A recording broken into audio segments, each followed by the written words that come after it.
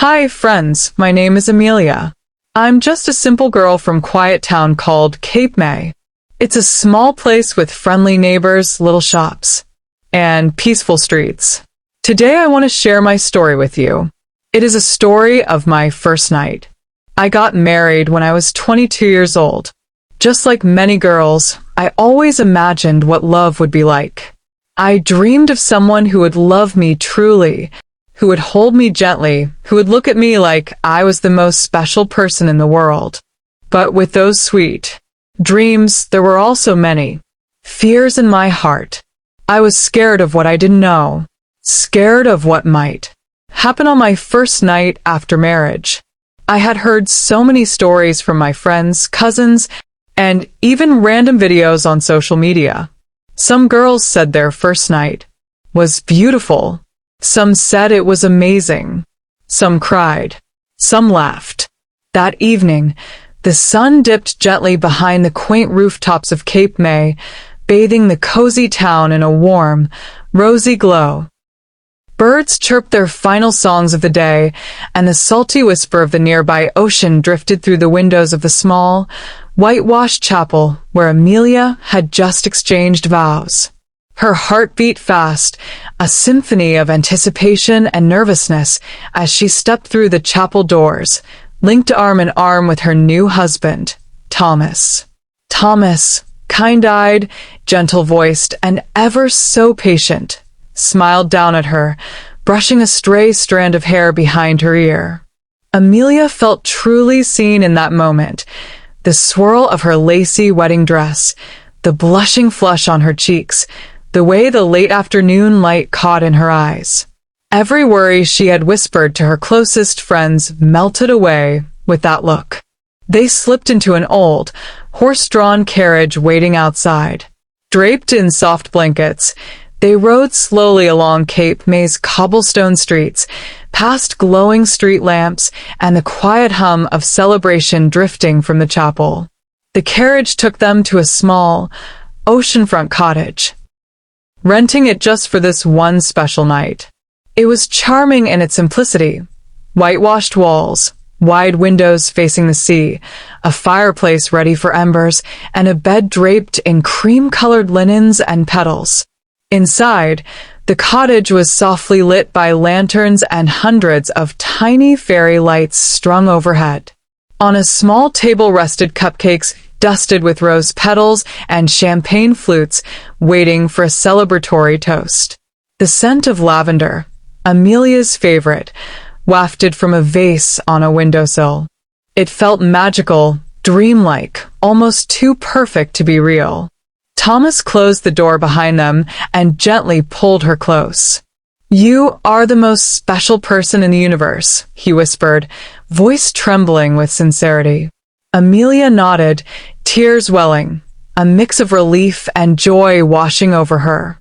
She laid her head against his chest and listened to the steady thrum of his heartbeat, the most beautiful melody she had ever heard. They lingered there for a while, simply holding each other, breathing in the warmth and comfort. The world outside felt far away. The moon had risen high, its silver light shimmering across the calm waves. The soft crash of water against the shore became a lullaby, coaxing them deeper into their moment together. When they finally made their way to the bed, it was with gentle reverence, no rush, no panic.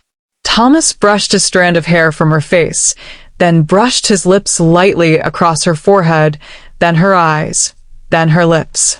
It was tenderness without expectation, love without pressure. Amelia smiled through her tears as she felt safe, cherished, desired. They danced slowly, barefoot, under those fairy lights, with the sound of waves in the background. Thomas led her, then she led him, each movement a whispered conversation of love, every glance a vow. Then they lay together, wrapped in soft linen, hand in hand, pulses attuned to each other's breathing. There were moments of laughter, unexpected, gentle. Amelia giggled when Thomas attempted to feed her a cupcake, icing ending up smeared on his nose. There were tears, too, tears of relief that this moment was more beautiful than any fantasy, more real, more deeply loving. They talked for hours about dreams, small and grand, about their hopes for grandchildren on those cobblestone streets, about how they'd grow old together watching seaside sunrises. Time blurred. They no longer noticed hours slipping away. There was only the present. Soft kisses, whispered, "I love you, S," and the feeling of belonging. They drifted into sleep, intertwined, the moon watching over them and the ocean cradling them with its timeless hush. As dawn broke, golden streams of light snuck through the windows. Amelia woke first, Thomas asleep beside her, his arm draped protectively across her waist. She studied his face, the gentle slope of his nose, the curve of his lips, and felt a swell of pure love. This was more beautiful than any fairy tale wedding because it was real. The sweet trust, the comforting presence, the laughter and tears, everything she had feared, everything she had hoped for, intertwined and made perfect in this first night as wife and husband. They shared their first sunrise together, sipping coffee in matching mugs, feet bare and tangled beneath the soft linens. Outside, the world awoke with chirps and rustles, but inside that cottage, time held still just for them. And so Amelia's first night became the most beautiful story she'd ever tell, a story of love grounded in tenderness, born from courage, grown from trust. It was not perfect in a fairy tale sense, but in a far richer sense, perfectly real and beautifully theirs. Don't forget to subscribe, like, share, and comment. Thank you for watching.